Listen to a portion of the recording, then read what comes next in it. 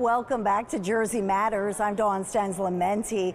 A warning from the Centers for Disease Control that this could be a very bad year for the flu. Already, it has killed 2,400 Americans, hospitalizing more than 29,000 people across the country. So what's happening here in New Jersey?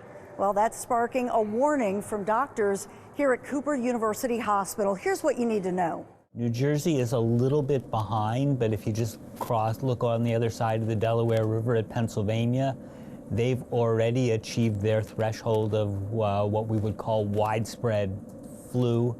We're still in the more moderate stage here, but we know that that only goes up. It doesn't go down. Doctors say New Jersey's neighboring states are experiencing fast-spreading flu outbreaks, coinciding with winter holiday vacations and visits to friends and family. Hopefully it's a healthy holiday where we spread joy, not the flu. There's no question that family gatherings and close family contact are opportunities to transmit viral infections. And that can be the flu, but we know this fall there were lots of other nasty respiratory viruses besides the flu. But if you really are feeling sick, you don't want to visit people in the hospital, visit grandma in the nursing home, visit that new baby, your niece's new baby down the street, because those are the people who are more likely to get sick. Which brings us to the #1 way doctors say you can prevent the flu every year.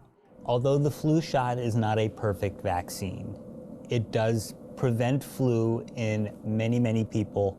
It saves lives every single year.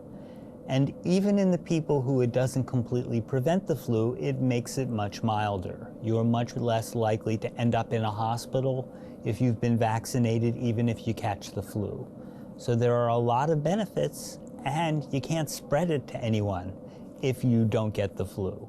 Procrastinators, it's not too late. In fact, there may be benefits to getting your flu shot now. If you're vaccinated really early in the season and the flu doesn't come until March or April, sometimes your levels of antibody may be a little bit lower. On the other hand, we have to vaccinate 200 million people, so how do you get all those people vaccinated? It's mandatory for doctors, nurses, and healthcare workers to frequently sanitize their hands and get their yearly flu shot.